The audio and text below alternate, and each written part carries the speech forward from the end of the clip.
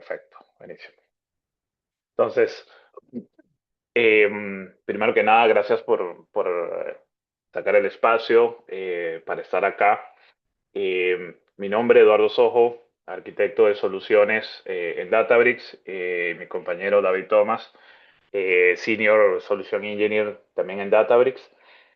Ambos trabajamos en un equipo de arquitectos que pues básicamente cubre o atiende clientes en Latinoamérica y el Caribe. Y hoy venimos a hablarle un poco desde una perspectiva tal vez un poco más introductoria, sin embargo, pues con bastantes detalles acerca de cómo podemos sacar provecho del Lakehouse y básicamente, o sea, por qué Lakehouse, ¿ok?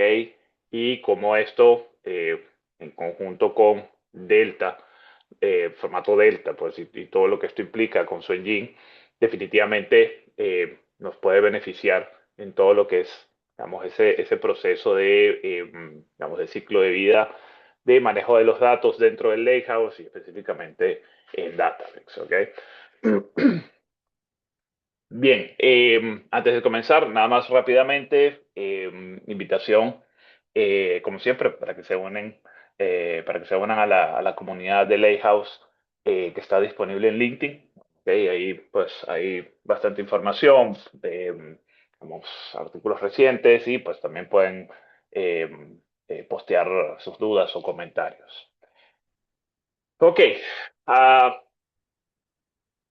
como seguramente ya habrán visto estos últimos años, todas las organizaciones de alguna u otra forma eh, han ido buscando la manera de sacar mejor partida de los datos que tienen, ¿no? Inclusive con todo el concepto, pues y tendencia de llevar las organizaciones a ser organizaciones orientadas a datos, donde la idea es como volver a todo ese cúmulo de información que se tiene y a partir de allí poder utilizarlo para, digamos, tener mejores decisiones hacia adelante, poder hacer mejores análisis.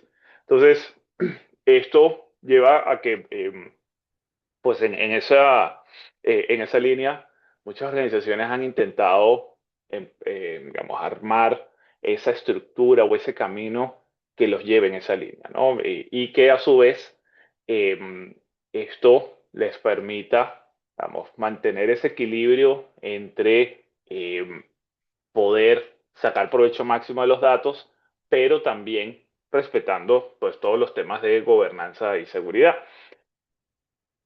Sin embargo, pues en esa carrera, que pues para muchas organizaciones no ha sido fácil, sobre todo porque a medida que pues va pasando el tiempo y sobre todo aquellas organizaciones que tienen mucho más tiempo operando, resulta que pues han ido adquiriendo para resolver casuísticas que se les han presentado, han ido adquiriendo diferentes tipos de herramientas, de diferentes tecnologías, que, ojo, está bien, ¿ok? Porque al final de cuentas, en ese proceso de crecer como organización, toca pues ir blindando el ecosistema para poder responder a todos esos requerimientos y necesidades.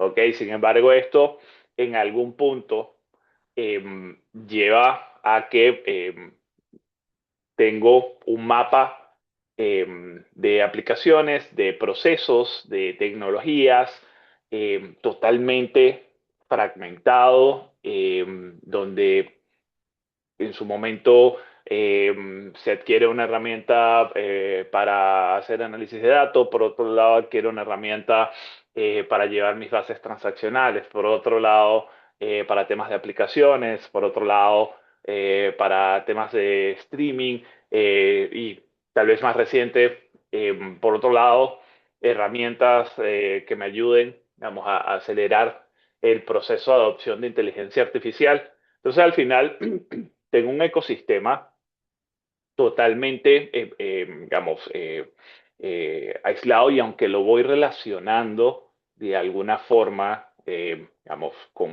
procesos en el medio para gestionar todos esos datos y tratar de conectarlos, ¿ok? Para que de alguna forma puedan trabajar de manera orquestada. Lo que sucede es que cada uno, muchas veces cada plataforma tiene sus propias, por decirlo de una manera, sus propias reglas, sus propios formatos, su propia forma de cómo hacer gobernanza. Entonces esto al final recae sobre todos esos equipos operacionales que les toca, digamos, estar allí, pues en el día a día, manteniendo este tipo de plataformas en producción y, por supuesto, a un coste muy alto, porque necesito prácticamente equipos dedicados para que puedan darle ese soporte de continuidad que requiere cada una de estas tecnologías o cada una de estas plataformas, ¿no?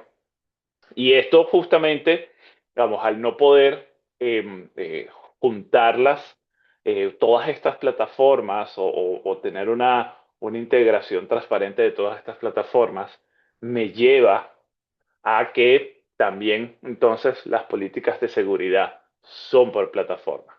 Entonces, por un lado, tengo mis políticas para aplicaciones, mis políticas para inteligencia de negocio, para mis procesos de machine learning o ciencia de datos, transaccionales. Cada uno tiene una forma en cómo operar y como debo mantener ese nivel de seguridad, porque es algo no negociable, entonces, por supuesto, tengo que entrar en toda esa etapa de configuraciones y políticas propias de cada una de estas plataformas.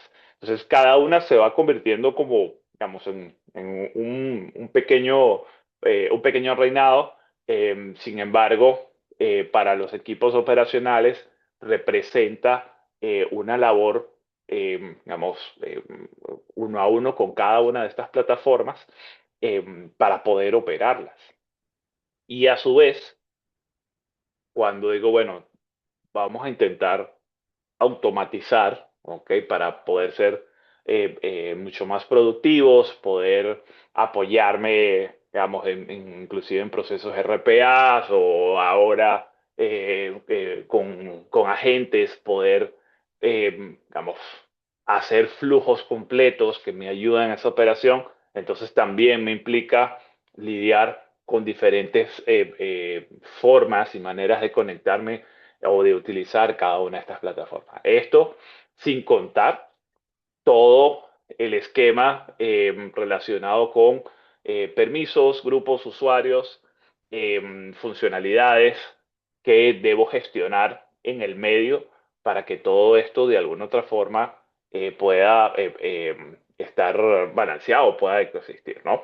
Entonces, llega un punto en que básicamente esto empieza a convertirse en algo, digamos, insostenible para las organizaciones. Son demasiados frentes, por ejemplo, para atender ese ciclo de vida de uso del dato. Entonces, ahí justo en ese camino es donde, digamos, parte de esto nace Databricks, un poco con el objetivo de cambiar o mejorar cómo suelen llevarse este tipo de procesos, ¿no? Viniendo, digamos, de todo este mundo por separado, cada uno con sus reglas, con sus formatos, con sus maneras de hacer gobernanza y seguridad. Entonces ahora poder avanzar de todas esas cajitas que están por separado, ¿ok? Poder llevarlas a un punto primero, sacar todo lo que tiene que ver con los temas de formato, ¿ok? Y llevarlo a un formato único.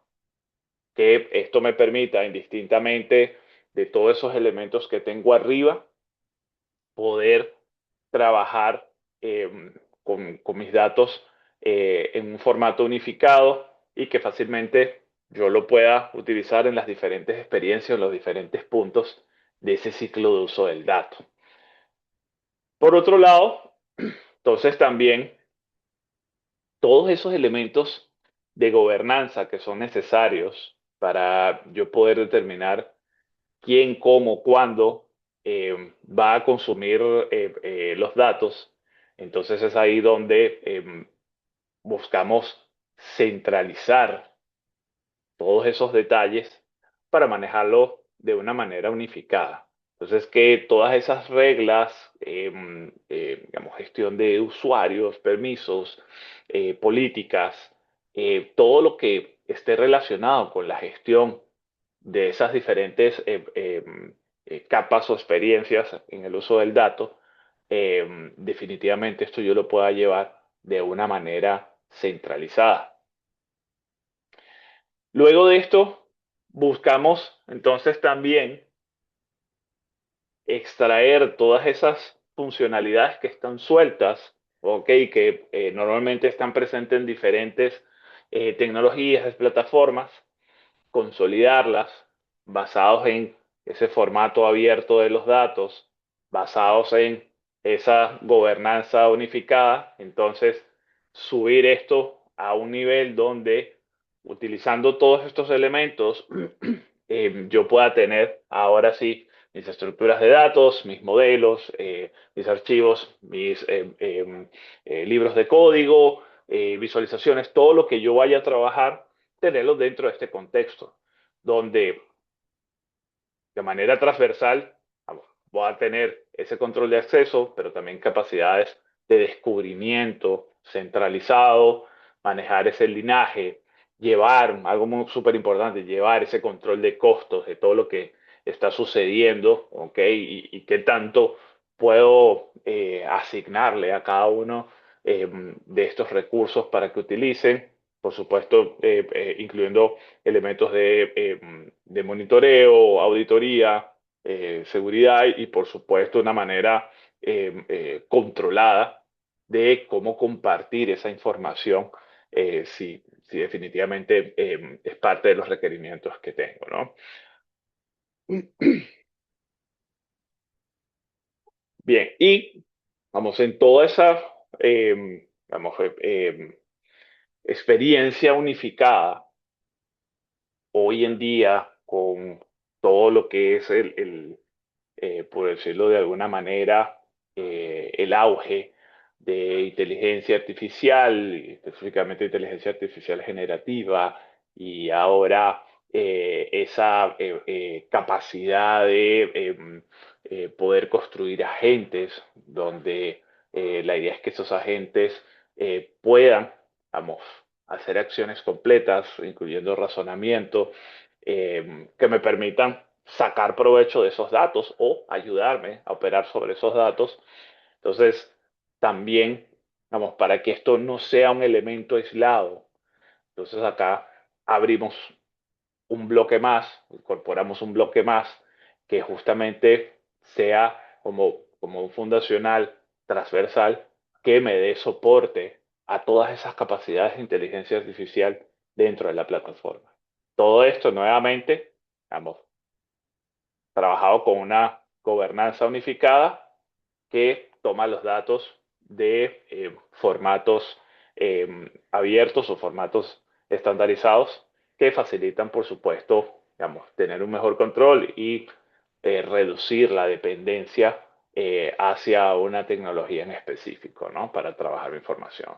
Entonces, este esquema, así como lo ven, me facilita, ¿ok? No solamente trabajar el ciclo de los datos, ingestarlos, prepararlos, hacer algún tipo de, digamos, de modelamiento o análisis de esos datos, sino que también me va a permitir tener también una experiencia unificada para trabajar en lo que es, digamos, la construcción, inclusive el monitoreo y el uso de todos esos agentes que yo pueda trabajar en la plataforma, ¿no? Entonces, con esto, fíjense que buscamos o nos orientamos a tener esa experiencia integral, ¿ok? Donde con ese fundacional, de ahí en adelante, yo pueda dar soporte, por decirlo de alguna forma, a tanto experiencias relacionadas con productos de datos, así como experiencias relacionadas con productos de inteligencia artificial que quiera estar trabajando en la plataforma, ¿no? Entonces, Para arrancar un poco, y ahora sí con más detalles, en esta presentación nos vamos a enfocar en los dos primeros bloques, ¿ok? En este caso, el primer bloque de Delta Lake y luego el bloque de Unified Governance o gobernanza unificada. Entonces, para esta capa, para este primer bloque de formatos abiertos, entonces acá me va a apoyar mi compañero David Tomás. Adelante, David. Muchísimas gracias, Eduardo. Me gustaría primero confirmar si me escuchan bien. Sí, creo que un poquito bajo, pero sí te escuchamos. Excelente, gracias por la confirmación. Un placer que nos acompañen. De nuevo, agradecerles por tomar este espacio, ¿no? Déjenme compartir mi pantalla y ya les vamos a mostrar en qué consiste esta capa fundacional tan importante que es Delta Lake, ¿no? Ahí sí se ve mi pantalla, ¿correcto, Eduardo? Sí, perfecto. Está Excelente, excelente. súper bien. Les comento, si van a este código QR que está por ahí, lo que van a encontrar es nuestra página de demos. Y nuestra página de demos son demos totalmente listas para correr en la plataforma.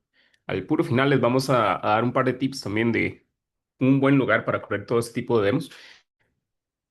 En general, lo que vamos a ver entonces es partes fundacionales de esa, valga la redundancia, capa fundacional, que son las principales funcionalidades que Delta Lake les ofrece y cómo interactúa con el resto de la plataforma. Recuerden que Delta Lake es un formato totalmente open source, es un formato abierto y es súper adecuado para todas las operaciones que vamos a correr dentro del Lakehouse, ¿no? Entonces, si estamos familiarizados con Databricks, vamos a ver que así es más o menos cómo se ve la plataforma, ¿no? ¿Cómo se instalan este tipo de demos? Es muy sencillo. Cuando vean en la página, les va a mostrar algo muy parecido a esto que está por aquí. Probablemente ya estén familiarizados, tal vez no. Pero son una serie de tutoriales que cada cierto tiempo actualizamos y van a encontrar tutoriales de un montón de tipos. Si vienen por acá a todos los tutoriales, vamos a encontrar fundamentos de Lakehouse, fundamentos de ingeniería en datos, algunas más dirigidas hacia ciencia de datos e IA, otros más hacia data warehousing y visualización de información. Y por supuesto, gobernanza y también lo que vemos como Unity Catalog, que vamos a recorrer un poco después con Eduardo. En este caso, nosotros nos vamos a concentrar sobre todo en el Lakehouse y vamos a ver las bases fundacionales del Delta Lake, ¿no? Como ven por acá, son dos líneas de código y con esas dos líneas de código ya ustedes van a tener acceso a toda esta información.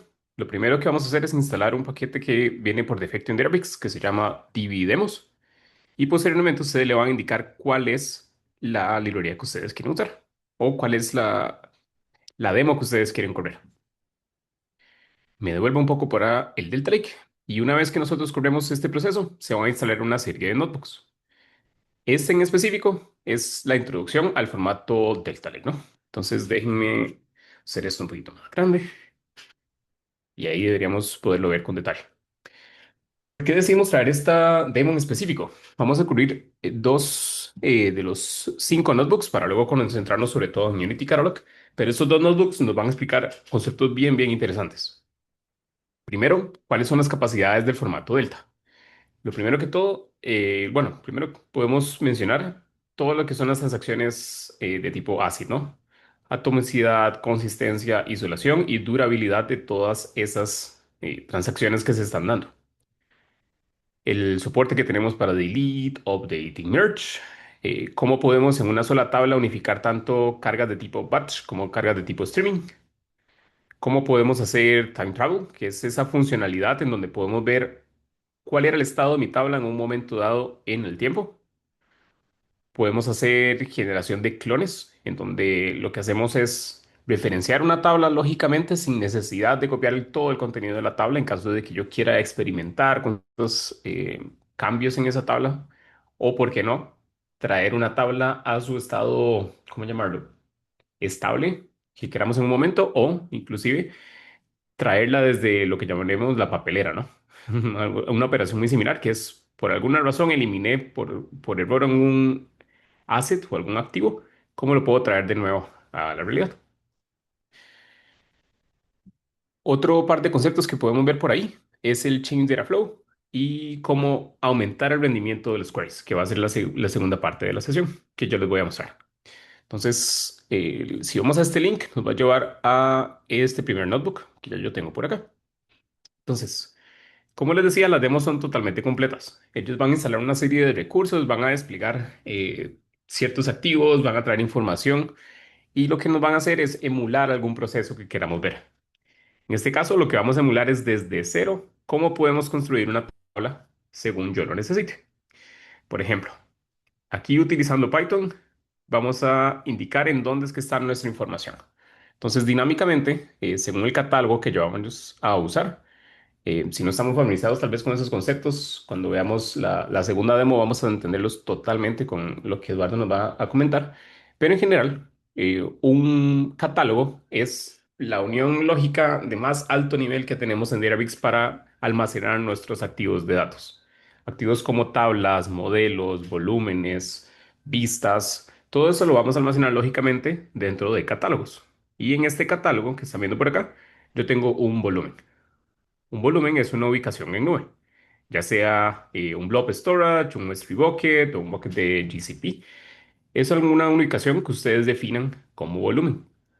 Ahí es donde estamos almacenando la información que vamos a cargar utilizando un parquet. ¿Cómo vamos a crear entonces una tabla dentro del lakehouse con ese parquet? Formas hay múltiples. En este caso lo que vamos a hacer es crear una tabla utilizando SQL. Como ven, recuerden que en Databricks podemos utilizar distintos códigos en un solo notebook. Perdón, lenguajes de programación me refiero. Podemos utilizar Markdown, como este que está por acá. Podemos utilizar Python, como el que acabamos de ver. Podemos ver SQL e inclusive tenemos Scala y R, en caso de que se sientan más familiarizados con estos lenguajes. En este caso estamos utilizando SQL dentro del mismo notebook y vamos a crear nuestra tabla. Vamos después a hacer una operación de copy, en donde vamos a apuntar a donde estaban localizados los archivos. Le vamos a colocar que el formato es Parquet y una vez que ya está la tabla lista, la vamos a desplegar. Y aquí estamos viendo una data dummy, en donde tenemos ID de las personas, cuando se creó esa línea, los datos de estas personas, género y en qué bucket o en qué grupo de edad tenemos a esas personas, ¿no? Y aquí estamos viendo 1000 rows por defecto. Así de sencillo, podemos traer datos a Lakehouse. ¿Cuáles son otras formas? Por ejemplo, con Python, con Spark, yo leo el parquet desde el folder que ya yo definí y voy a traer esa información. Y listo, voy a desplegar esta tabla de una forma pues bastante sencilla, ¿no? Aquí estamos viendo 10.000 líneas. Otras funcionalidades que tenemos por acá. Podemos descargar esta información como CSV, como Excel, podemos ponerlo en un dashboard, podemos copiar los resultados al clipboard si lo tengo permitido y también podemos ver toda la información a partir del data frame que yo estoy generando. Otras funcionalidades que vemos acá, cómo fue el performance de las distintas operaciones. Es súper, súper importante a nivel de rendimiento para cuando veamos el segundo notebook. Ahora, ¿por qué trajimos un parquet? Porque lo que vamos a mostrar es cómo podemos actualizar de un parque o iceberg hacia el Delta Lake. Hay múltiples formas de hacerlo. Convert to Delta Parquet, Convert to Delta Iceberg.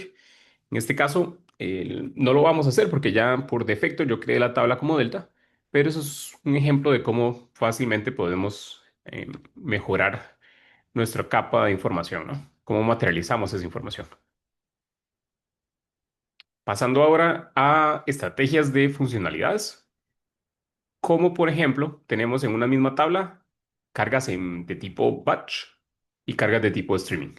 Entonces los batch o lotes son estas cargas usualmente grandes, varios gigas o teras, en donde vamos haciendo distintos cambios en nuestras tablas. Streaming, por otro lado, estamos buscando near real time o casi en tiempo real, en donde podemos ya tener otro tipo de operación como esta que les voy a mostrar. ¿Qué vamos a hacer en este caso? Con Spark vamos a leer un stream y vamos a crear una vista temporal. Entonces, en esta operación que estamos generando por acá, vamos a seleccionar el género, vamos a hacer un cálculo en caliente del average del age group o del grupo de edad que ya teníamos y lo vamos a redondear con dos decimales. Y después vamos a desplegar ese data frame que acabamos de generar como stream. ¿Cómo se ve esa operación? Se ve algo parecido a esto. ¿Qué ganamos con este tipo de operación? Este stream, si yo lo consulto y empiezan a llegar otros datos, lo vamos a ver casi que en tiempo real, ese tipo de cálculos en caliente, lo cual es sumamente importante en algunos de los casos de uso con los que podemos llegar a trabajar, ¿no? Esta es una de las formas de manejar stream. De hecho, probablemente en próximas sesiones veamos unas formas mucho más robustas y mucho más enfocadas hacia streaming, pero esto es una de las funcionalidades que evidentemente Delta tiene. Vamos ahora a, por ejemplo, insertar un usuario. Entonces, vamos a la tabla que ya habíamos creado y vamos a insertar un nuevo usuario con el ID 99999. Aquí lo que vamos a ver es el resultado de esa operación y cómo el stream va a irlo capturando. Entonces, ese es el resultado inicial del stream.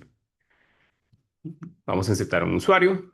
Ahora vamos a actualizar ese usuario. Vamos a cambiarle el age group y después vamos a eliminar ese usuario alto. Esto lo que muestra de una forma muy sencilla es cómo Delta puede manejar todo este tipo de operaciones. ¿Cuál es otra operación que podemos hacer? Un observe. Entonces vamos a crear una tabla nueva con actualizaciones y vamos a insertar tres nuevos usuarios, como los estamos viendo por acá. ¿Qué vamos a hacer también? Vamos a hacer un merge. Recuerden que las tablas deltas son totalmente compatibles con este tipo de operación. Entonces vamos a insertar todos estos cambios que estamos colocando a nuestra tabla original. Entonces vamos a la tabla original utilizando user updates basado en el ID y vamos a actualizar los distintos campos que estamos viendo, ¿no?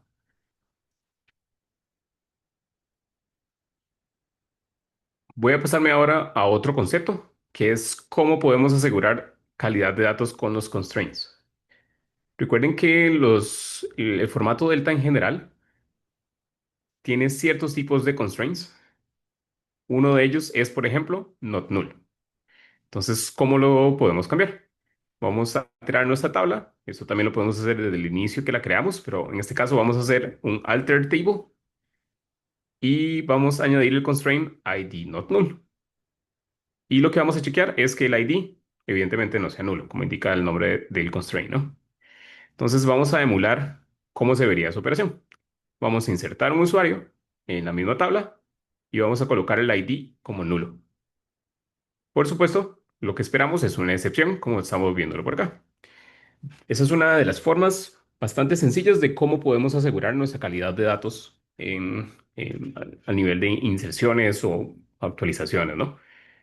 Hay otros formatos, como hemos visto en otras sesiones, muchísimo más robustos. Por ejemplo, los declarative pipelines lo manejan súper bien y yo puedo hacer reglas de calidad dentro del mismo flujo de los datos. Es sumamente robusto ese proceso. Entonces, si no están familiarizados, tal vez los invito a revisar esas sesiones anteriores.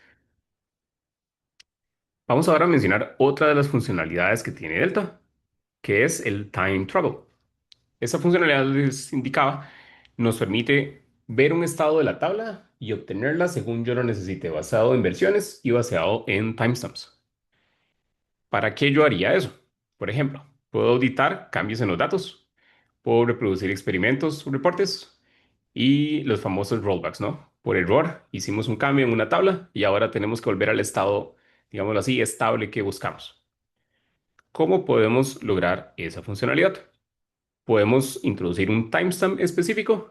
Entonces quiero ver la versión de mi tabla en el momento dado que yo busque, como ayer a las 3 de la tarde, o puedo buscar el número de la versión. ¿Cómo es que funciona eso? Vamos a describir toda esa tabla que en la que venimos hecho cambios, ¿no? Entonces, la versión cero fue cuando la creamos. La versión uno le cambiamos las propiedades. La versión 2 hicimos aquella operación de copy into. En la versión 3 reemplazamos la tabla como un select. Y así sucesivamente fuimos dando distintas operaciones. Entonces, ¿qué pasa si yo no quería hacer este write? ¿O qué pasa si yo no quería hacer este delete?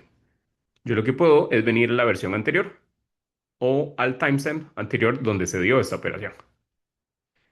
¿Cómo lo veríamos, por ejemplo, con una versión? Selecciona todo de mi tabla donde el ID en 1, 2 o 999. ¿Qué pasaría si yo quiero ver entonces la versión 2 o 3 o 5? Este es el estado actual, pero yo quiero la versión 2. Entonces vamos a hacer en la tabla y vamos a colocar ahora version as of 2. Con solo introducir esto, ya yo puedo ver la versión número 2 de mi tabla y no la actual. Y a partir de ahí yo podría hacer otras funcionalidades. Por ejemplo, un clon de esta tabla a esta versión o restaurar la tabla a una versión. ¿Cómo hacemos, por ejemplo, la restauración? Quiero restaurar mi tabla a la versión 2. Una vez que la selecciono, ya veo el cambio al momento específico que yo no necesitaba. En el caso de que, evidentemente, yo quiero hacer un rollback, ¿no? ¿Qué más podemos hacer? Para poder tener esa funcionalidad, evidentemente tenemos que tener los datos de respaldo para esa funcionalidad. Sin embargo, en algún momento dado, yo no voy a querer tener tanto historial de mi tabla.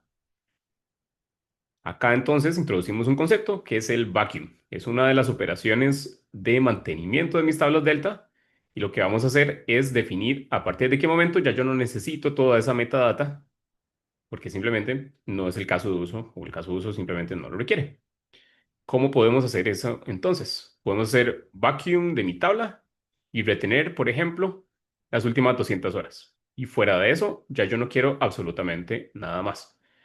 Entonces, recuerden que todas nuestras tablas son una ubicación en nube. En este caso es Azure, como lo ven por acá. Y ese es el blob en donde vive esa información. Entonces, aquí lo que estamos haciendo es eliminar toda esa metadata y liberando espacio en nube que también implica costos, ¿no? Lo cual es sumamente importante, darle ese mantenimiento junto con otras dos operaciones que vamos a ver en este segundo notebook. Ahora, me paso a otra de las funcionalidades que tienen los formatos Delta. ¿Y cuál es el clon?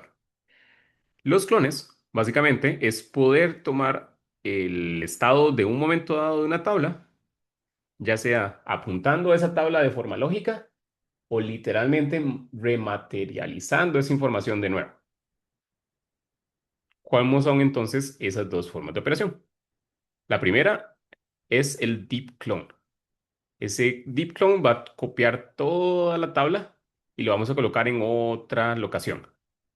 Y vamos a traernos toda la metadata de la tabla existente. Eso es literalmente un clon completo y materializado de esa información. El segundo tipo de clon se llama shallow clone. Eso, en lugar de copiar los archivos o todos el contenido de esa tabla, lo que vamos a hacer es preferenciarlo. Por lo tanto, es mucho más barato y mucho más rápido de crear. Todo depende a casos de uso distintos. Ya vamos a ver cómo los vamos a crear. Tal vez antes, muy importante, si ustedes corren un vacuum, puede que se rompa el shallow clone. ¿Por qué? Porque es una referencia lógica. Entonces es uno de los detallitos que tal vez tenemos que considerar cuando empecemos a utilizar los clones.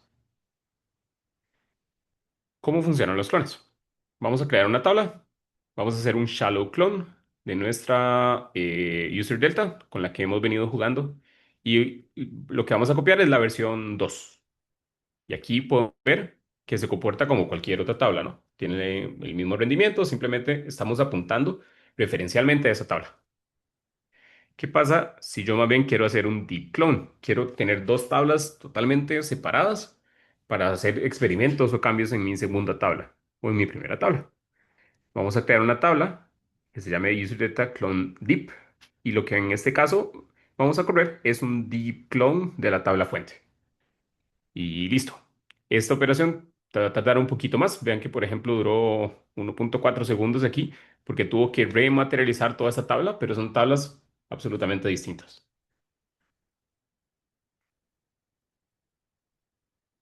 ¿Qué vamos a ver ahora? Columnas autogeneradas. Recuerden que los formatos Delta soportan un tipo de columna llamado identity. ¿Qué es un identity? Son tablas que en estas columnas lo que permite son incrementos. Yo puedo definir a partir de dónde vamos a generar esa identidad y cuál va a ser incremento. Por ejemplo, tiene otras funcionalidades más, pero aquí lo que vamos a mostrar es ¿Cómo yo puedo referenciar automáticamente esta columna de acá? Y en lugar de yo colocar manualmente el ID, lo que vamos a colocar es un ID de tipo identidad. Entonces, según yo inserte información, yo no necesito referenciar la columna ID. ¿Por qué? Porque es automática. ¿Cómo se va a comportar? Va a comenzar en 10.000 y se va a incrementar uno a uno. Entonces vamos a hacer nuestro insert. Vamos a intentar múltiples rows y aquí podemos ver el resultado de esa operación. El sistema automáticamente va generando los incrementos, ¿no? Una funcionalidad tremendamente interesante si en algún momento quisiera un caso de uso y no tener que manualmente manejar los IDs. ¿Qué vamos a hacer ahora? Vamos a detener los streams. Recuerden que hemos estado trabajando sobre una tama de streaming y nos vamos a pasar a otros conceptos. ¿Qué los invitamos a recorrer, por ejemplo? Schema Evolution, ¿cómo se va a comportar mi tabla si vienen nuevas, no sé, cambiamos por ejemplo el número de columnas, cambiamos el nombre, cambiamos el tipo de dato. Hay una funcionalidad que se llama Auto Merge, en donde se va a manejar bastante bien todo lo que es evolución de ese esquema, sobre todo para cargas en donde estoy recibiendo información de otras tablas, cómo se va a comportar, ese pipeline se va a caer, me lo va a informar. Ese tipo de operación permite resolverlo bastante bien. Otro bien importante, columnas de identidad, primary keys y foreign keys. ¿Cómo voy yo a manejar todas esas llaves primarias, llaves secundarias? Recuerden que Delta no enfuerza esas llaves primarias y secundarias, sino que lo utilizamos, por ejemplo, para mejorar las operaciones de metadata y operaciones que ya tienen, por ejemplo, un poquito de inteligencia artificial como un Genie. Es bastante útil tener llaves primarias y secundarias. Y algo bien, bien interesante, que es el protocolo de Delta Sharing, ¿no? Es un protocolo donde no tenemos que mover datos, sino que vamos a compartir los datos de una forma segura con quien busquemos compartirlos, ¿no? En otras sesiones podemos explorar este tipo de funcionalidades que son un poco más avanzadas. Movemos a mover ahora al segundo notebook, que más bien hablamos de performance, hablamos de rendimiento de mis tablas, ¿no? Y vamos a introducir otros conceptos nuevos.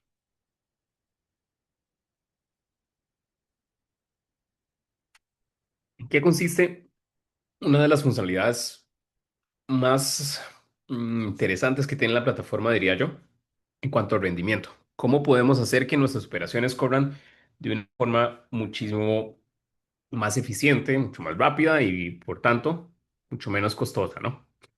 ¿Cómo es que Databricks, por ejemplo, logra tener benchmarks tan buenos contra otros jugadores de la industria? Y cómo también simplificamos la vida de todos los desarrolladores en cuanto al mantenimiento de estas tablas y cómo podemos entonces manejar tanto megabytes como gigabytes como petabytes a escala. En eso va a consistir este notebook que está por acá. El primer concepto que vamos a introducir es Liquid Clustering. Liquid Clustering es una estrategia que tenemos para mejorar el rendimiento de las tablas. ¿Cómo es que funciona? En resumidas cuentas, Liquid lo que hace es ajustar cómo estamos materializando la información de una forma automática. ¿Cómo? Utilizando llaves de lo que llamamos clustering keys. Llaves donde vamos a generar esos clusters. ¿Qué es lo que vamos a hacer? Vamos a definir o no cuáles son las llaves que vamos a utilizar. ¿Por qué digo o no? Porque puede ser totalmente automático. Podemos generar nuestra tabla o alterarla y hacer un clúster totalmente automatizado. Por lo tanto, es relativamente simple, es bastante eficiente y es muy, muy flexible. ¿Cómo se compara entonces con otras estrategias de aumentos de rendimiento en las tablas? Para la mayoría de casos de uso, lo que necesitamos es escrituras y lecturas rápidas, ¿no? Para otros casos de uso, es mejor hacer un particionamiento clásico, muy probablemente. Lo que estamos buscando es leer la menor cantidad de archivos de la forma más sencilla posible. Entonces, hemos visto que puede llegar a ser hasta 2.5 veces más rápido, tanto la escritura como la lectura de esa información. ¿Cómo es que funciona entonces el famoso cluster? Es tremendamente sencillo. Por ejemplo, en el momento de creación de mi tabla, Yo puedo crearla usando un clustering y vamos a clusterizar por primer nombre y primer apellido. Y listo. ¿Qué es lo que va a suceder a partir de este momento?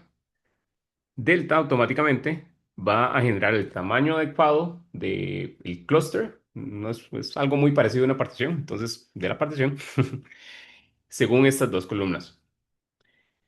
¿Qué va a pasar entonces? Cuando yo describa esa tabla, vamos a ir a la información de clusterización y vamos a ver en los detalles de qué columnas estamos utilizando, por ejemplo. Eso lo podemos ver en UI, lo podemos ver aquí también desde SQL. Ahora, ¿cómo funciona Liquid Clustering? Liquid Clustering es totalmente incremental. Eso quiere decir que si la tabla yo la creo con Liquid Clustering, va a funcionar desde el inicio. Pero si yo lo que tengo que hacer es implementar Liquid Clustering en una tabla ya creada, tengo que enforzarlo, digámoslo así. Tengo que recrear esa tabla para poder ver los beneficios de Liquid Clustering. Evidentemente, eso tiene un costo de cómputo, tiene un costo de tiempo. ¿Y cómo lo vamos a compensar? Con el aumento de rendimiento. Vean cómo, por ejemplo, cuántos bytes tenemos que escanear en una estrategia, por ejemplo, de orden Z o Z-order versus cómo se comportaría Liquid a través del tiempo. Conforme más grande sea la tabla, peor va a ser el rendimiento probablemente. En cambio, Liquid se mantiene muchísimo más plano, digámoslo de cierta forma. Algo bien importante es la operación Optimize. Entonces, ya recuerden que les había mencionado que hay tres operaciones bien importantes de mantenimiento de las tablas. La primera era vacuum, elimina toda la metadata que ya yo no necesito. La segunda es optimize. Optimize lo que hace es automáticamente mejorar el tamaño de los archivos según yo lo defina a través de estrategias como clustering. Entonces, ¿cómo se desencadena esa operación? Si lo quiero hacer de una forma manual, yo puedo poner optimize y el nombre de mi tabla. Y aquí él me va a decir cuál fue el resultado de esa operación. Recuerden que es una tabla muy pequeña. Entonces solo hubo dos archivitos a los que le hicimos ese cambio. Permíteme hacer esto un poquito más grande. Y aquí vamos a ver el resultado de la operación Optimize. Entonces considero solamente un archivo, a qué hora comenzó, a qué hora terminó y qué fue todas las operaciones que él realizó, ¿no? Esto es evidentemente los logs de esa operación.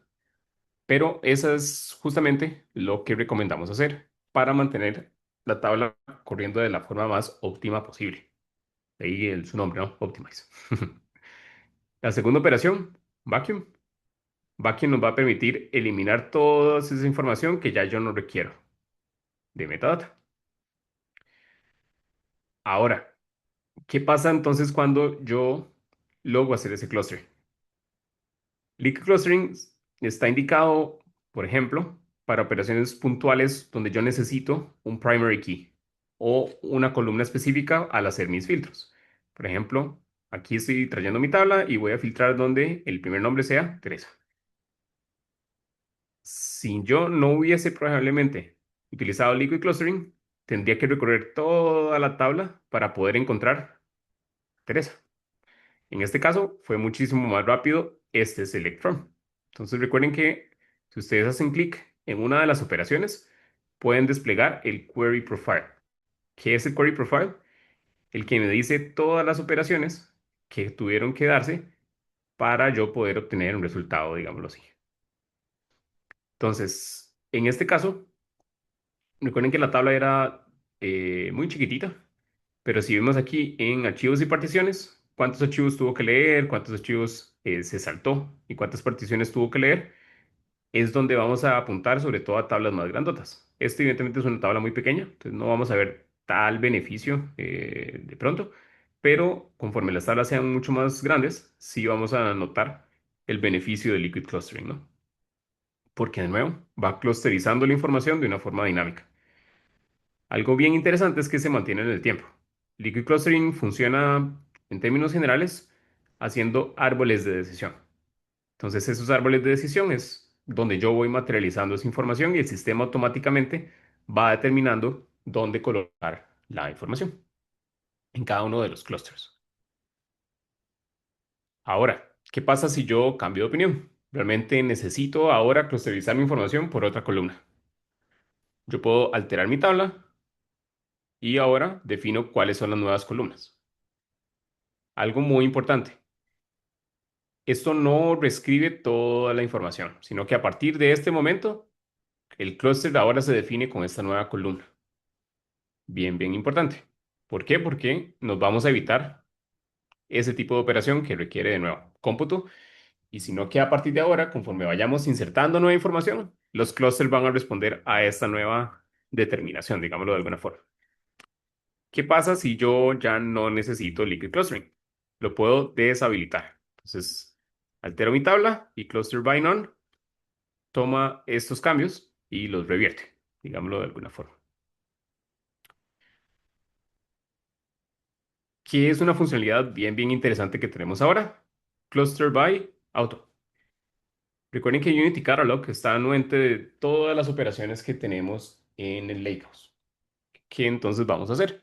Vamos a analizar esas operaciones y vamos a determinar cuál es la estrategia de clusterización más adecuada para mi tabla en ese momento dado. ¿Qué hace el sistema? Entonces, determina y empieza a hacer clusters según parezca mejor. Entonces, en lugar de yo definir las columnas, vamos a hacer un cluster by auto y vamos a describir ahora qué tenemos ahora por aquí. Déjenme encontrar dónde está la información de clusterización. Y acá está el cluster information. Ven que cambió totalmente. Ahora está por otro tipo de columna. De nuevo, podemos correr una operación de optimize y ahora los datos van a ser un poco distintos probablemente. Todos estos cambios que se van a dar acá probablemente hayan cambiado.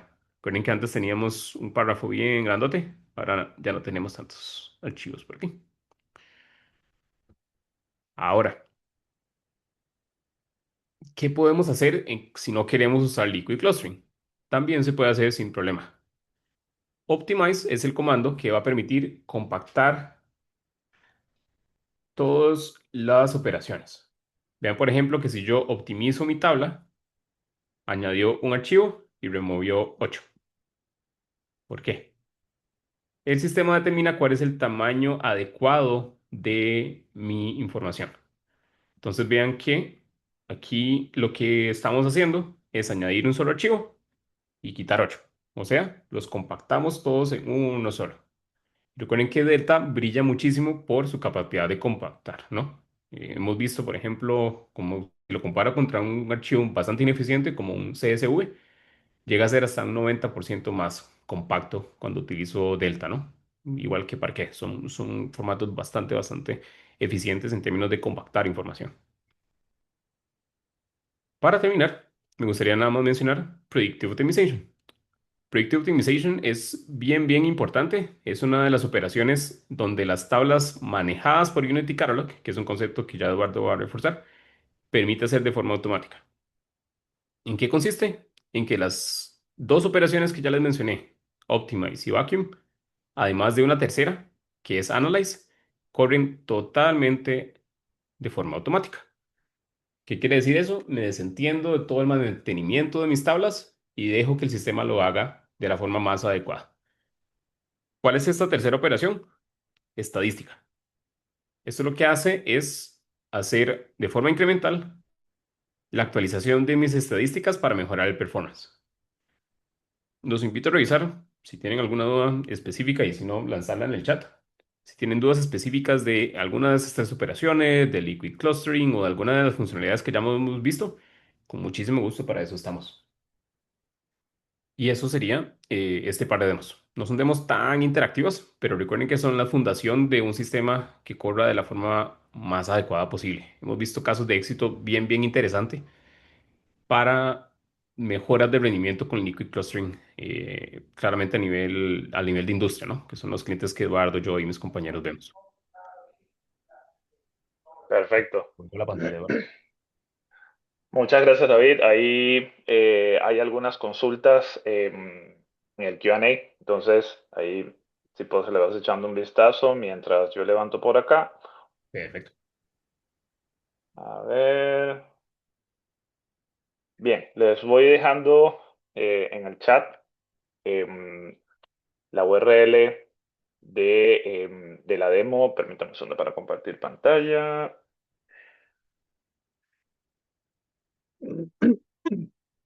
Listo, ahí nada más me confirman que se ve mi pantalla.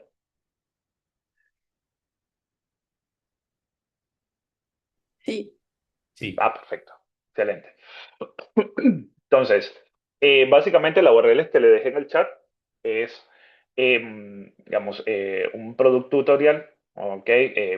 Al igual que el anterior que explicó David, esto está dentro de lo que son los DVDemos, ¿ok? Que básicamente es una librería de diferentes tutoriales y que hasta cierto punto podríamos utilizar eh, para, digamos, reutilizar esos ejemplos o código que esté allí para cosas que queramos trabajar, ¿ok?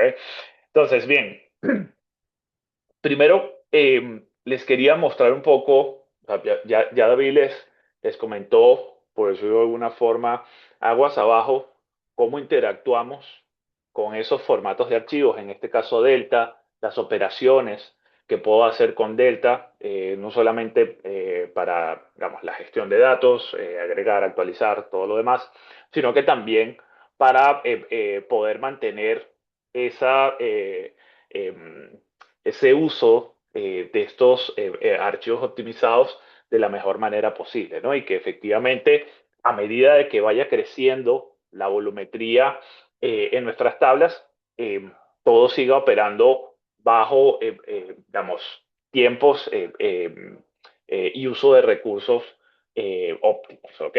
Ahora, si lo vemos desde arriba, ¿no? Eh, desde la perspectiva de la interfaz de Databricks en general, tenemos una pieza, vamos a decirla, la pieza en el medio, que es la que gestiona toda la gobernanza en Databricks y nos va a ayudar en todas esas interacciones que vamos a querer hacer el día de mañana con los datos. Y es justamente el Unity Catalog. El Unity Catalog me va a permitir gestionar desde lo que tiene que ver con permisos, accesos, hasta aquellas conexiones que pueden ir hacia terceras plataformas que quiero referenciar o federar acá para consultar información. ¿Cómo se ve esto? Bueno, básicamente cuando nosotros entramos en el portal de Databricks, voy a subir acá un poco la resolución primero. Eh, Vamos a subirlo en toque. Ok, perfecto. Entonces, primero, cuando entramos en el portal de Databricks, tenemos una sección de catalog, ¿ok? Donde van a estar listados todos los catálogos que están disponibles o a los que tengo acceso.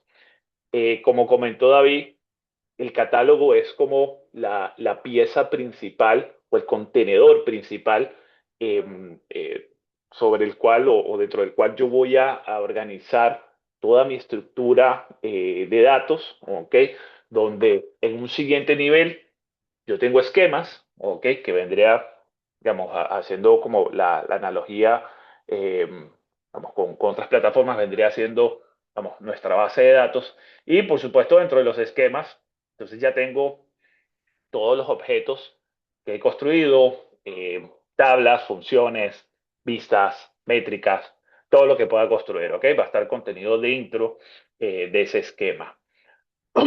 Algo súper importante, eh, el Unity Catalog, digamos, dentro de sus capacidades, si recuerdan que les comenté que hay una serie de capacidades que son transversales, ¿ok? Entonces, un poco lo que agrega de forma transversal es que si bien yo tengo acá mis tablas, tengo una serie de funcionalidades que me van a hacer, digamos, mucho más llevadero la administración y el uso de mis diferentes estructuras de datos. Ejemplo, por un lado, puedo taguear cada una de mis estructuras. Esto me va a permitir o me va a facilitar ya luego poder inclusive tener dashboards, digamos, de consumos, donde yo puedo filtrar, vamos, por ejemplo, por responsables, por unidad de negocio, de tal manera de que esto me facilite, digamos, poder determinar a quién pertenece X objetos o esquemas o tablas, o inclusive ya luego asociarlo a los procesos que estoy corriendo para determinados objetos y eso cruzarlo con el uso de cómputo, ¿no? Entonces, por ejemplo, en aquellas organizaciones grandes donde el costo o el consumo de este tipo de herramientas eh, digamos, no está presupuestado de manera centralizada, sino de que diferentes unidades de negocio aportan, entonces es mucho más fácil poder luego con los tags separar, ¿ok? Para llevar esa cuenta mucho más fácil. También por otro lado, yo voy a poder determinar políticas basadas en tags. ¿Ok? Entonces, digamos, ya luego en funcionalidades como data classification, una vez que yo defino un tag o una clasificación, una columna, puedo accionar algún tipo digamos, de lógica asociado a todos aquellos assets que tengan ese tag. Por defecto tengo una serie digamos, de tags de sistema, ¿ok? Que podría manejar y ya luego puedo asignarle un valor, puedo agregar los tags que necesite. Igual puedo crear policies. Estas políticas, ¿ok? Yo las puedo definir, identificar a quién aplica, cuál es el alcance que va a tener esa política, si necesito hacer excepciones. Por ejemplo, esta política aplica a todos los usuarios, a excepción de administradores, por decir algo. Y ya luego acá abajo definir de qué va la política, o sea, realmente qué es lo que va a ejecutar la política. De hecho, de esto vamos a hablar en un rato, ¿okay? O les voy a mostrar en un rato en el demo, ¿no? Bien, en este caso, yo tengo, pues, como les decía, dentro de mi catálogo, yo me creé acá una base de datos de ejemplo. Dentro de esta base de datos, como ven, yo puedo agregarles descripciones. Acá también me puedo apoyar con AI, donde, digamos, él me puede sugerir un primer nivel digamos, de descripción para mi tabla. También lo puedo editar. Acá yo puedo hacer toda la gestión, digamos, de permisos, ¿ok? Y políticas asociadas en este caso, a ese esquema. Puedo, digamos, consumir esos assets de diferentes plataformas y, por supuesto, digamos, seguir creando más elementos. Ahora, vamos a repasar esto en detalle, ¿ok? Si bien por acá está mi tabla perdón, mi esquema con todas mis tablas, nos vamos a ir acá atrás a un notebook, ¿ok? Para tener un poquito más de detalle de cómo, eh, de cómo ha funcionado esto. Entonces, por acá, permítame un segundo.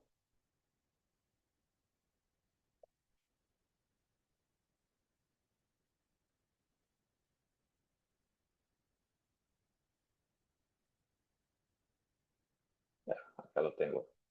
Bien, entonces, eh, para digamos, este ejemplo, que es justamente digamos, el dividemos que le compartí en el chat, vamos a revisar un poco eh, cómo gestiono, digamos, la creación de esa estructura a alto nivel, el catálogo, y de ahí hacia abajo creo mi esquema, creo mis tablas y un ejemplo de algunas operaciones que puedo hacer sobre esas tablas, ¿ok? Entonces, primero que todo, como para tener acá un poco más claro, cuando hablamos del catálogo, ¿ok? Dentro del Unity Catalog puedo tener diferentes catálogos, ¿ok? Los que necesite. Debajo del catálogo tengo mis bases de datos, ¿ok? O esquemas.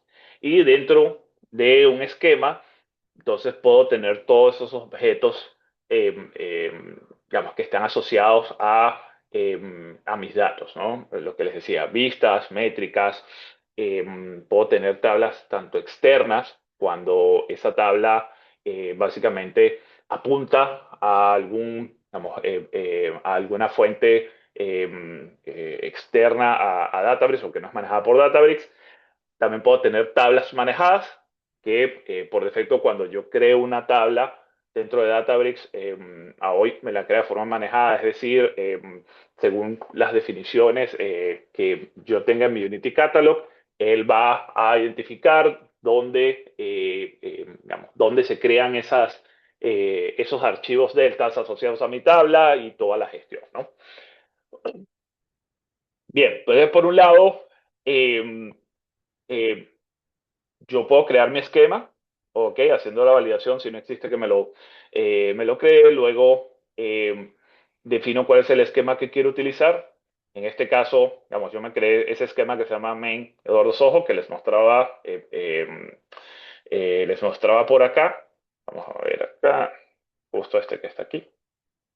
Ok, es justo este esquema que quedó creado de este lado. Y luego, aquí abajo, entonces, digamos, empiezo a trabajar con mi esquema, ¿no? Creo los esquemas que necesite, defino que voy a utilizar de ahí en adelante el esquema que he creado. Entonces, por ejemplo, puedo crear, digamos, tablas, que acá algo súper importante y parte lo vieron hace un momento con David. Al momento de crear mis tablas, puedo hacer todas las especificaciones necesarias, ¿ok? De configuración para que esa tabla ya nazca, ¿ok? Con, por ejemplo, si es necesario algún tipo de particionamiento o algún tipo de clusterización, ¿no? Todo eso lo puedo hacer desde el momento de la creación o posteriormente puedo hacer las modificaciones utilizando Alter para agregar lo necesario a mis tablas, ¿ok? Entonces yo he creado una primera tabla que se llama clientes o customers, ¿ok? Donde tengo pues una serie de datos de pruebas. Entonces empecemos a explorar un poco qué puedo hacer sobre esas tablas, ¿no? Ya sabemos que los datos están allí, pero digamos, en la práctica o en la realidad, digamos, y cosas que hemos visto, sobre todo en las organizaciones, cuando tienen diferentes equipos de trabajo, eh, empiezan a entrar los puntos de hasta dónde pueden ver los usuarios. Hay un punto aquí súper importante y es que, digamos, cuando hablamos de plataformas de analítica o de data, inteligencia artificial, muchas de estas plataformas nacieron enfocadas hacia perfiles de usuario totalmente técnicos, ¿no? Ingenieros de datos, científicos de datos, definitivamente usuarios con un corte técnico. Y en esa línea, los usuarios que entraban a esta plataforma muchas veces pues eran los responsables de crear productos de datos, de administrar los datos. Por ende, los controles, ¿okay? O los accesos solían ser como un poco más laxos. A hoy, donde justamente lo que les comentaba al principio de la presentación, que las organizaciones han ido buscando ir en esa línea de ser organizaciones orientadas a datos. Eso implica democratizar el uso del dato. Y eso a su vez implica acercar a todos los usuarios, no solamente a los técnicos, también a venir a consumir datos. ¿Ok? Entonces, en ese punto, necesito gobernar. Sí, porque ya ahora estoy trayendo diferentes equipos de usuarios, diferentes tipos de usuarios, y no necesariamente todos tienen que ver todo. Entonces, por un lado, yo puedo establecer, digamos, permisos, ¿ok? Sobre las diferentes estructuras que están en mi esquema, ¿ok? Inclusive sobre el esquema, eh, definir qué tipo de permisos o qué tipo de acciones pueden ejecutar esos usuarios o grupos de usuarios. ¿Ok? Siempre es una buena práctica cuando hacemos gestión de permisos en general, hacerlo sobre grupos, no sobre, veámoslo, sobre individuos o usuarios únicos. Esto porque básicamente nos va a permitir escalar esa gestión de permisos. No es lo mismo que a lo mejor si solo tengo 3, 4 usuarios, a cada uno le puedo dar un tratamiento directo, ¿ok? Sobre los permisos, pero cuando ya tengo 100, 200, muchos más usuarios, definitivamente no puedo estar haciendo esa administración uno por uno.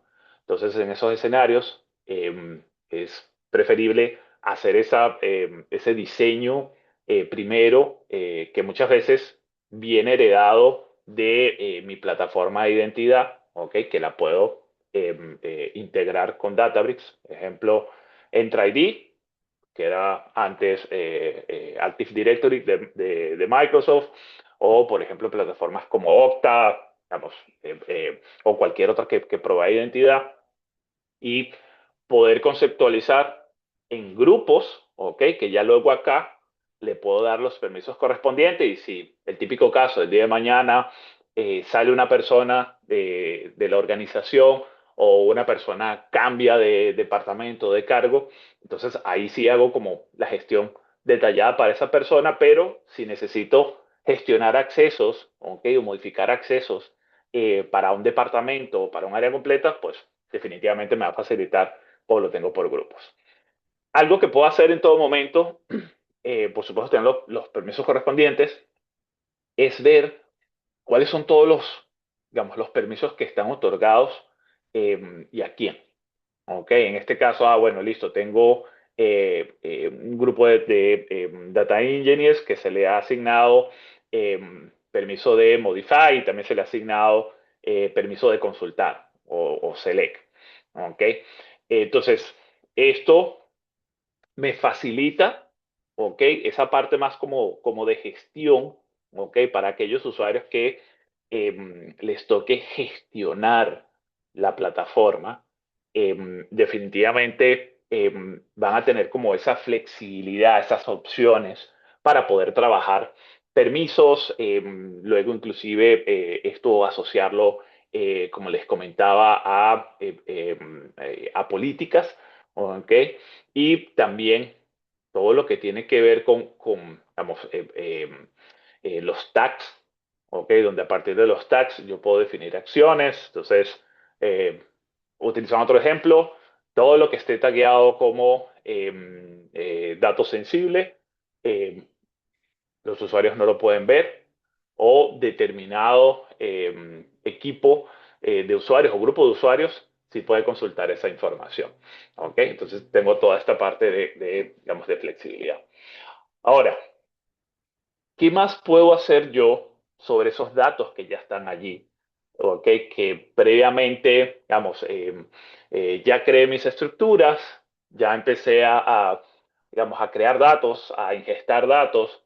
Todos estos datos se van almacenando en Delta, donde puedo hacer toda una administración, digamos, de cómo están cayendo esos datos, cómo mantener el performance o el rendimiento de esos datos en las diferentes estructuras. Ahora, qué más puedo hacer? ¿No? Entonces, siguiendo en la línea que les comentaba de cuando masificamos uso de los datos, ¿ok? Y vamos a poner acá el ejemplo tengo equipos de analistas de datos, que pueden ser técnicos o no.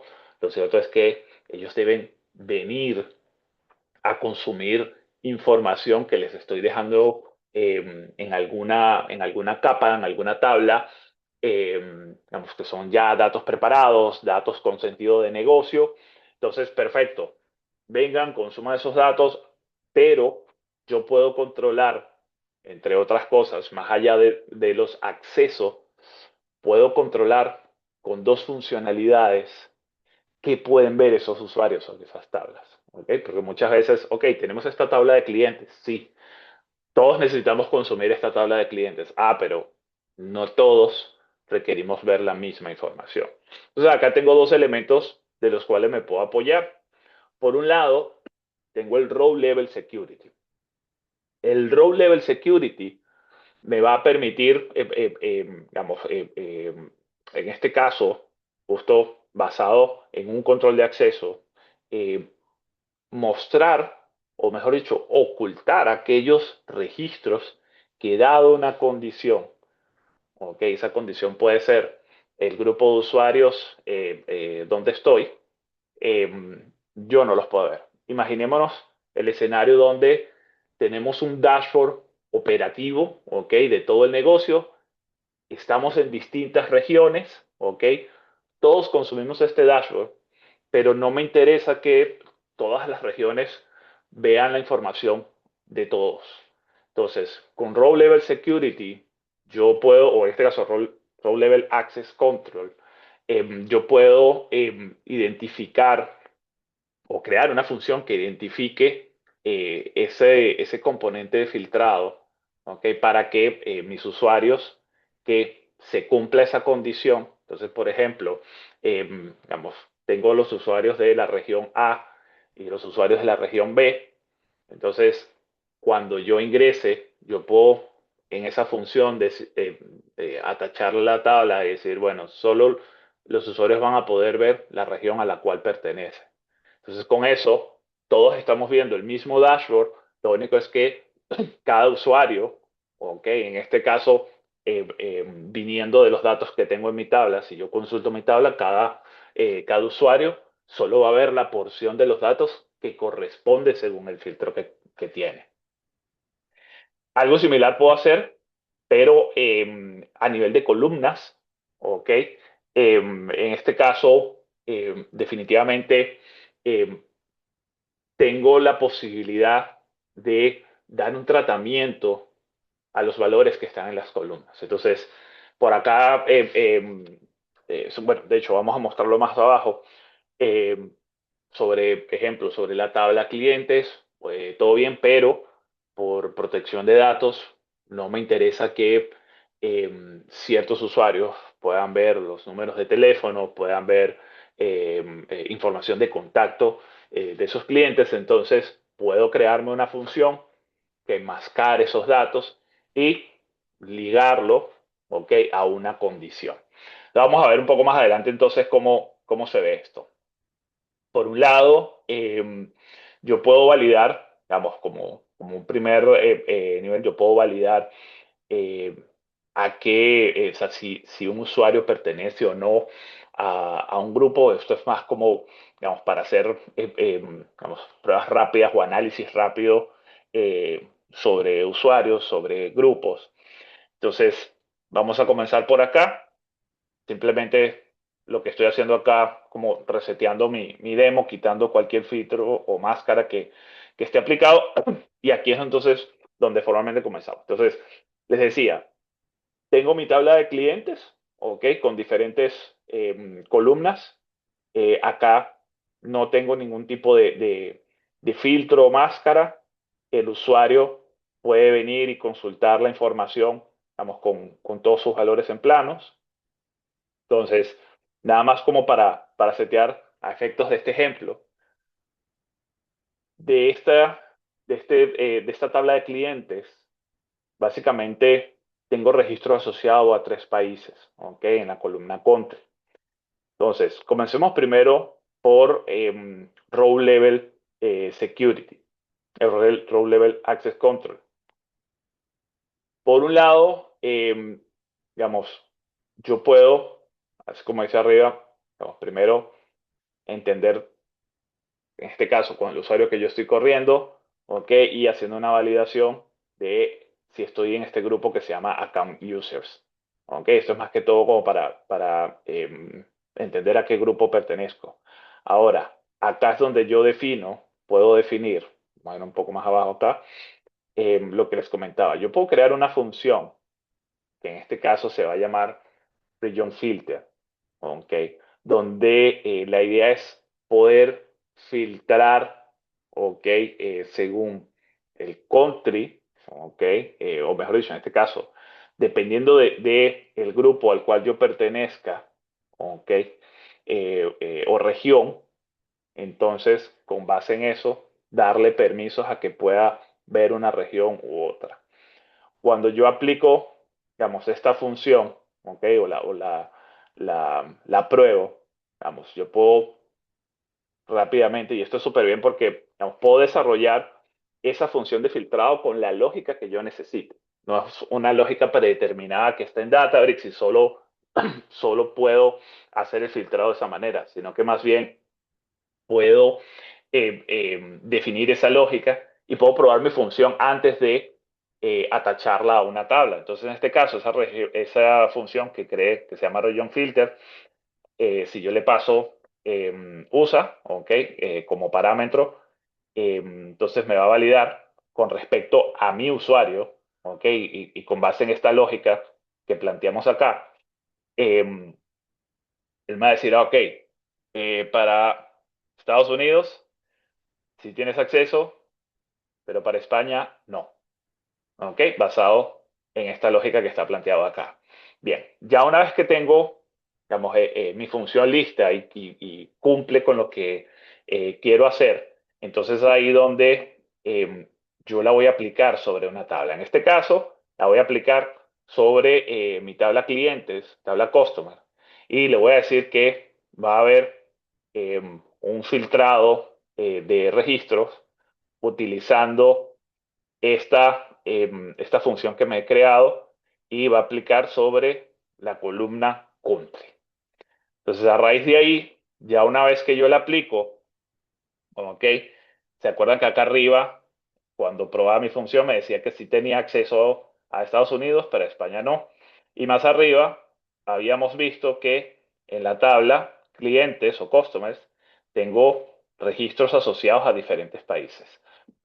Una vez que yo le asigno mi función y voy a, vamos, ya ahora sí, a volver a ejecutar el set de datos, lo que va a suceder es que solo me va a traer aquellos registros, ¿ok?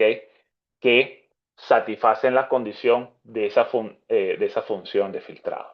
Entonces, con esto, fíjense que todos estamos utilizando la misma tabla, pero con base en esa lógica de filtrado que yo defina, puedo mostrar la misma tabla, pero las porciones de registros que corresponden a cada tipo de usuario que yo quiera darle un tratamiento por aparte. ¿Ok? Ahora, de igual manera, yo puedo alterar esa función. Vamos a suponer que necesito cambiar la lógica de esa función. No necesito volver a alterar la tabla, ¿ok? Porque ya la tabla la he referenciado a esa función. Entonces yo simplemente actualizo mi función y automáticamente esto va a aplicar en las tablas donde esté atachada. También puedo reversar, si en algún momento necesito quitar esa función, simplemente le hago un drop row filter y con eso remuevo la función que en algún momento ataché a una columna en específico. Otra cosa que puedo hacer es que yo puedo, digamos, hacer un poco más dinámico todo lo que tiene que ver con, digamos, aplicar los filtros, ¿no? Como les decía, yo puedo, dentro de la función que me cree, yo puedo establecer la lógica que necesite. En este caso, valido si el usuario está en un grupo en específico o valido si el usuario, aquí estoy haciendo una concatenación, comienza por analyst más el parámetro de país. Entonces, en función de esto, es que voy digamos, a devolver un true o un false para que sea aplicado el filtro. Entonces, nuevamente aquí vamos. Digamos, primero, vamos a efectos de este ejemplo, eh, agrego permisos a los usuarios account users para que esta función se pueda utilizar y ya luego entonces aplico mi función nuevamente sobre la tabla customers basado en la columna de country. Y aquí abajo entonces pruebo, antes digamos, de avanzar, pruebo mi función que he creado. Entonces nuevamente, con base en la lógica que planteé arriba, la pruebo con USA, me dice que no tengo acceso, y la pruebo con España y me dice que no tengo acceso. Con eso, al momento de yo volver a consultar mi set de datos, eh, básicamente no me va a mostrar la información según lo que me corresponda. Para avanzar un poco acá, con el caso de Column Level Access Control, igual, creo una función, ¿ok? Donde defino una lógica y dependiendo de esa lógica, defino cuál es el enmascaramiento que va a suceder. ¿Ok? Entonces ya luego yo puedo aplicar esa función, ¿ok? Directamente sobre un campo. En este caso, estoy creando una tabla que se llama, digamos, SCN de pacientes, con un campo nombre y un campo SCN, que es el Social Security Number. Y como parte de las especificaciones, le puedo decir, ese campo tiene una máscara, ¿ok? Que se llama Simple Mask. ¿Ok? Entonces, ya con eso, con esa definición que he hecho acá, realmente estoy referenciando a la función que de una vez me valida, o sea, primero me hace una validación, ¿ok? Y si eso se cumple, aplica la máscara. Entonces, nuevamente, el ejemplo que les daba, yo puedo tener una máscara que diga, hey, todos los usuarios ven este tipo de información enmascarada, a excepción de administradores o excepción de X grupo de usuarios, ¿no? Y con eso, pues, ya simplemente, o sea, doy acceso para que se pueda utilizar sobre la tabla. Y si probamos, ok, metiendo algunos registros en esa tabla, luego al consultarla, ya automáticamente esos datos tienen aplicados una máscara. ¿Ok? También puedo hacer una combinación entre ambas funcionalidades de Row Level Access Control con el Column Level Access Control. Entonces, esto lo que me va a permitir es, por un lado, filtro los registros, entonces los usuarios solamente van a ver los registros que les compete y solo van a poder ver en plano aquellos valores de columnas que le competen. Entonces, con esto estoy, vamos, llevando mi nivel de seguridad hacia los datos a un siguiente nivel, ¿ok? Que puedo ir administrando y, por supuesto, escalando a tantas tablas como tenga dentro de mis esquemas de manera centralizada. Y con respecto a las máscaras, creo que por aquí abajo, ok, exacto, voy a tomar este ejemplo por acá. Ok, entonces nada más para mostrarles, yo puedo definir, digamos, distintos tipos de formatos de la máscara, ok, inclusive eh, puedo, pues, hacer combinaciones y hago hincapié acá porque muchas plataformas suelen tener como ya predefinido las máscaras, ¿ok? Y me da a lo mejor cierta flexibilidad de si la máscara cubre todo o me va a dejar disponible los últimos caracteres. Entonces, en este caso yo defino realmente cómo funciona esa máscara y cuál va a ser la máscara. Si la quiero con asteriscos, con letras, como yo la necesite, ¿ok? Entonces, en este caso, yo puedo inclusive formatearla de una manera en específico, ¿ok? Y ya luego, al actualizar esa función, esto se va a masificar, por decirlo de alguna forma, a todas las tablas donde tengo una máscara asociada a esta función. Por último, para que esto sea inclusive mucho más escalable, yo inclusive podría tener en una tabla todos los detalles asociados a cómo se relacionan digamos, mis usuarios con algún tipo de condición que luego voy a validar para utilizarlo en una función que voy a aplicar más adelante, ¿okay? Para máscaras o para Role Level Access Control. Entonces, en este caso, me estoy creando una tabla que se llama Map Country Group. Básicamente lo que estoy identificando acá es el nombre de un grupo de usuarios, ¿ok? Y los países a los cuales debería tener acceso. Entonces, este arreglo, ¿ok? Que luego acá le doy algunos datos de ejemplo, eh, yo lo puedo, digamos, asociar, vamos a ver por acá abajo, acá está.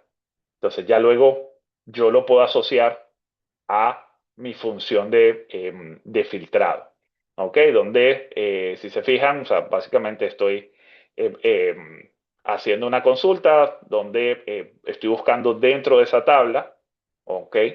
Y ya con eso estoy haciendo de manera dinámica y, por supuesto, mucho más escalable la validación de quién o no puede tener acceso. Entonces, de esta forma, inclusive, yo puedo gestionar esa tabla por aparte y ahí es donde, digamos, pongo las configuraciones que automáticamente van a aplicar para todas las funciones que estén haciendo algún tipo de validación. Entonces, de esa manera, puedo hacer mucho más flexible, ¿ok? Sobre cuáles valores voy a comprobar para luego aplicar máscaras o aplicar filtrado de registros. Avanzo por acá. Entonces, todas estas funcionalidades que hemos ido repasando hoy, que básicamente están basadas en estos dos primeros bloques de abajo, eh, básicamente esto escala, ¿ok? Y se hereda hacia las funcionalidades que están hacia arriba. ¿Qué significa eso? Que cuando, por ejemplo, yo quiero construir un agente que accesa a los datos que tengo allí, dependiendo del usuario pues, que esté trabajando esto, se hereda toda esta lógica, tanto de filtrados de datos como de enmascaramiento.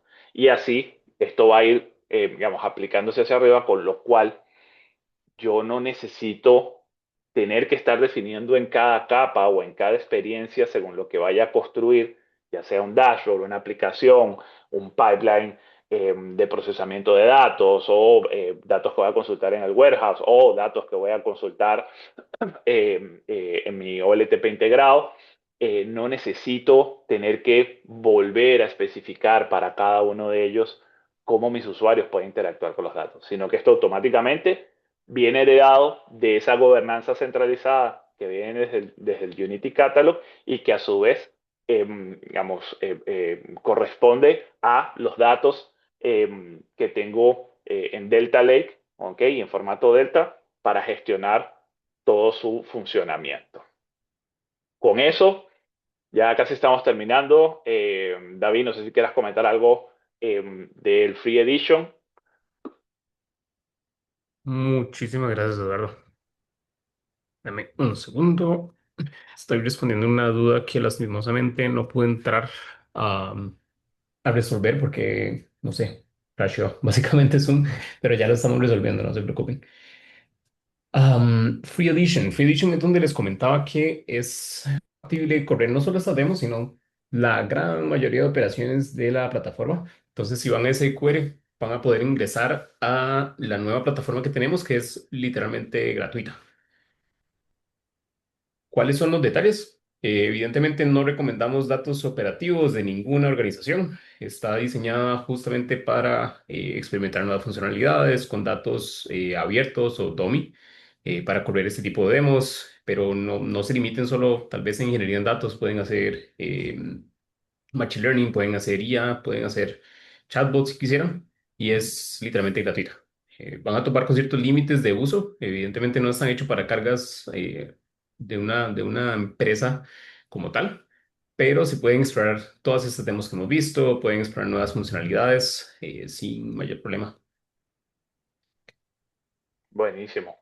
Súper. Y, digamos, muchas veces, pues, cuando vamos a utilizar una herramienta en las organizaciones. Bueno, primero, a ver, hay mucho que aprender, probar, entender cómo funciona. Entonces, digamos, el Free Edition es una buena manera de, digamos, poner en práctica, digamos, un espacio seguro donde no estoy comprometiendo ningún asset de datos de la organización.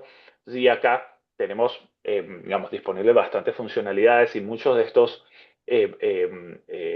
digamos, Product Tour, como estos que hemos mostrado hoy, los pueden instalar acá y comenzar a explorar todo lo que sea necesario. Esto es un poco lo que traíamos para el día de hoy. Eh, voy a parar acá un momento, vamos a ver, eh, vamos a responder las consultas que puedan haber en el chat y de antemano muchísimas gracias a todos por su participación.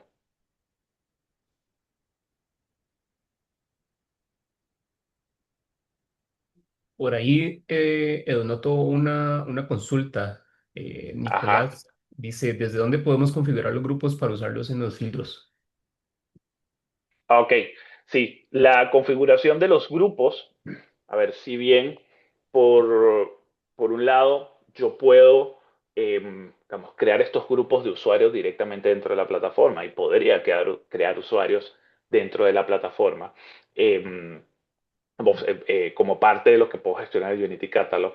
La verdad es que en la mayoría de los casos, esto lo integro con, vamos, alguna plataforma de gestión de identidad.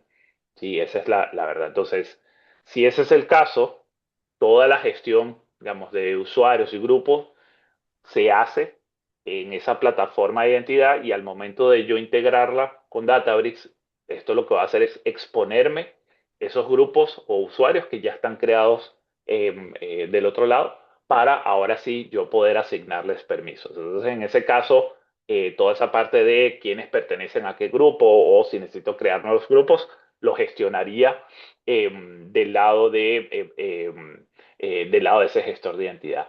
Si lo estoy manejando totalmente dentro de Databricks, ¿ok? De hecho, siempre les voy a compartir aquí pantalla rápidamente para mostrarles esa parte. Acá, voy a regresar por acá. Ok, me puedo venir por acá, los settings. Ah, entonces, bueno, creo que acá no tengo permisos de administración, pero digamos, dentro de los settings, si tengo permisos de administración, voy a ver un bloque aquí primero, digamos, dentro de los settings, donde voy a poder revisar todos los usuarios, ¿ok? Y los grupos. Entonces allí yo puedo seleccionar a algún usuario o seleccionar un grupo o crear un grupo y meter a usuarios. Eso en el caso de cuando estoy haciendo la gestión de usuarios y grupos totalmente dentro de Databricks. Pero como les comento, digamos, en la mayoría de los casos, esto viene heredado, por decirlo de alguna manera, de alguna plataforma de identidad que se ha integrado para que no tenga, digamos, básicamente el usuario no tenga que gestionar credenciales para Databricks más sus credenciales para otros sistemas, ¿no? Sino que sea como esa experiencia integrada y que nuevamente el día de mañana en una gestión donde necesito, por ejemplo, bloquear acceso a un usuario, ya automáticamente al yo hacer esa gestión del lado de mi plataforma de identidad, el usuario no podría loguearse y por ende no podría entrar en Databricks, ¿no? Entonces eso es como que un poco la dinámica. A ver, por acá. Ok, acá veo una pregunta en el Q&A. Dice si nos van a compartir estos notebooks. Básicamente, en la URL que les pasé al momento de que ustedes instalan el Dividemos, ¿ok? Dentro de su Databricks, él automáticamente les crea todo ese código. O sea, les pone los notebooks, les crea los objetos necesarios. Entonces ahí ya van a tener de primera mano todo el código de ejemplo, ¿ok? Y 100% ejecutable para que lo reutilicen si fuese el caso.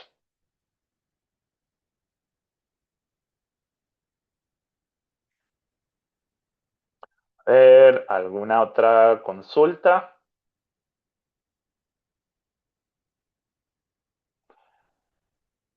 Creo que todas ya quedaron respondidas. Ok, la parte de clúster.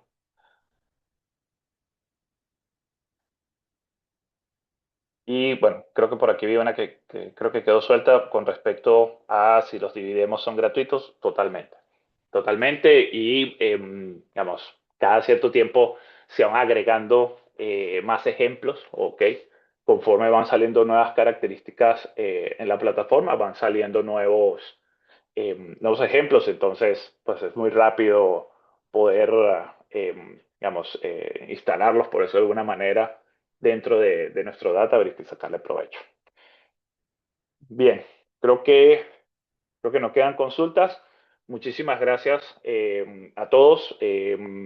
Mi recomendación, vayan, exploren la plataforma, utilicen la Free Edition. Eso les va a permitir, digamos, tener un buen entendimiento de dónde está ubicado cada funcionalidad y, por supuesto, empezar a interactuar, digamos, de forma segura con estos ejemplos para que puedan aprender y tener, digamos, mayor detalle del alcance que tiene cada una de estas funcionalidades y cómo implementarla en sus organizaciones. Con eso creo que estamos listos. Muchísimas gracias a todos por el espacio y hasta una próxima sesión. Muchas gracias a todos de nuevo. Que tengan muy buen fin de semana. Felices fiestas también.